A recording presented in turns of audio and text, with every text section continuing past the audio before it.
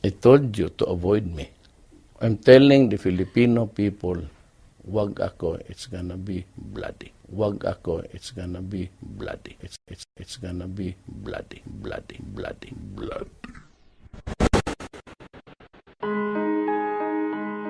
Hambog ng Sagpro.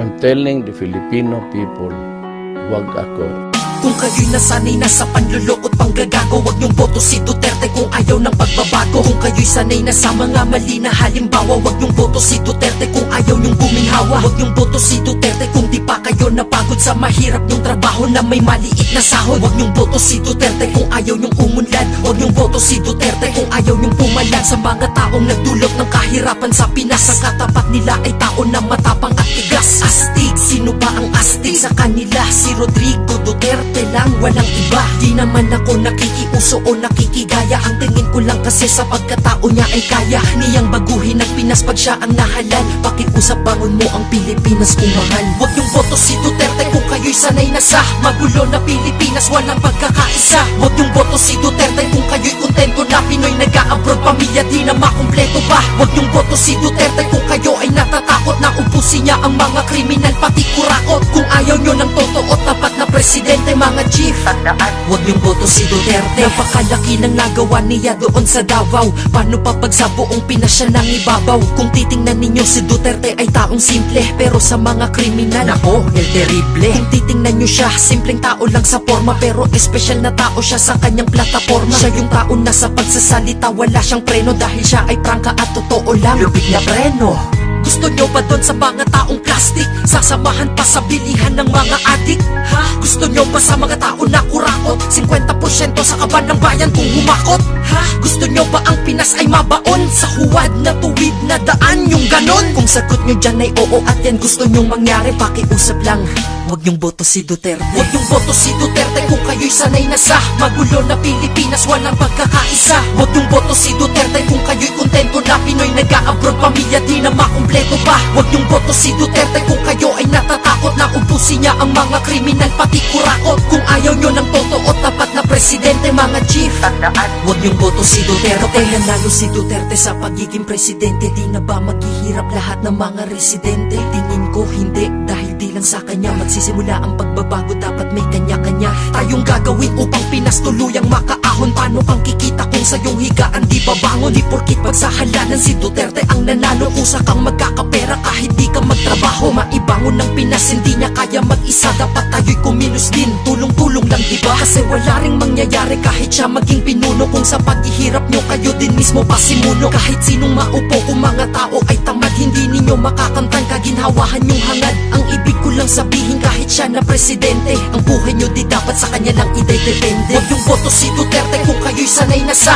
magulo na Pilipinas, walang pagkakaisa. Huwag yung boto si Duterte kung kayo'y kontento na Pinoy nag-a-abroad, pamilya di na makumpleto pa. Huwag yung boto si Duterte kung kayo ay natatakot na ubusin niya ang mga kriminal pati kurakot. Kung ayaw nyo ng totoo tapat na presidente, mga chief, tandaan, huwag yung boto si Duterte. Huwag yung boto si Duterte kung kayo'y sanay na sa magulo na Pilipinas, walang pagkakaisa. Huwag yung boto si Duterte kung kayo'y kontento na Pinoy nag-a-abroad, pamilya di na makumpleto pa. Huwag yung boto si Duterte kung kayo ay natatakot na ubusin niya ang mga kriminal pati kurakot. Kung ayaw nyo ng totoo tapat na presidente, mga chief, tandaan, huwag yung boto si Duterte. Huwag yung boto si Duterte kung kayo'y sanay na sa magulo na Pilipinas, walang pagkakaisa. Huwag yung boto si Duterte kung kayo'y kontento na Pinoy nag-a-abroad, pamilya di na makumpleto pa. Huwag yung boto si Duterte kung kayo ay natatakot na ubusin niya ang mga kriminal pati kurakot. Kung ayaw nyo ng totoo tapat na presidente, mga chief, tandaan, huwag yung boto si Duterte. I told you to avoid me. I'm telling the Filipino people, wag ako, it's gonna be bloody. Wag ako, it's gonna be bloody. It's gonna be bloody, bloody, bloody, bloody. Hambog ng Sagpro. I'm telling the Filipino people, wag ako.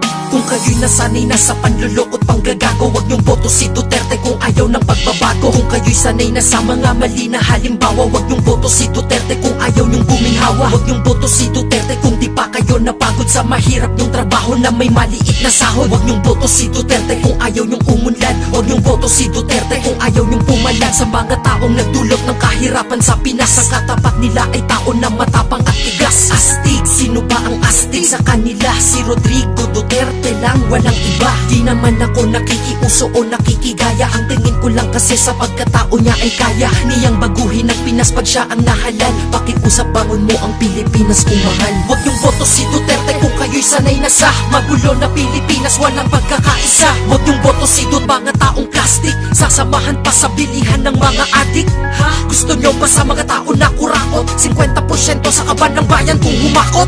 Ha? Gusto niyo ba ang Pinas ay mabaon sa huwad na tuwid na daan yung ganon? Kung sagot niyo dyan ay oo at yan gusto niyong mangyari, pakiusap lang, wag niyong boto si Duterte. Wag niyong boto si Duterte kung kayo'y sanay na sa magulo na Pilipinas, walang pagkakaisa. Wag niyong boto si Duterte kung kayo'y kontento na Pinoy nag-a-abroad, pamilya di na makumpleto pa. Wag niyong boto si Duterte kung kayo ay natatakot na ubusin niya ang mga kriminal pati kurakot. Kung ayaw niyo ng totoo tapat na presidente, kung kayo'y kontento na Pinoy nag-a-abroad, pamilya di na makumpleto pa. Wag niyong boto si Duterte kung kayo ay natatakot na ubusin niya ang mga kriminal pati kurakot. Kung ayaw niyo ng totoo tapat na presidente, mga chief, wag niyong boto si Duterte. Napakalaki ng nagawa niya doon sa Davao. Paano pa pag sa buong Pinas siya nang ibabaw? Kung titingnan ninyo si Duterte ay taong simple, pero sa mga kriminal, nako, el terrible. Kung titingnan nyo siya, simpleng tao lang sa forma, pero espesyal na tao siya sa kanyang plataforma. Siya yung tao na sa pagsasalita wala siyang preno, dahil siya ay prangka at totoo lang, lubig na preno.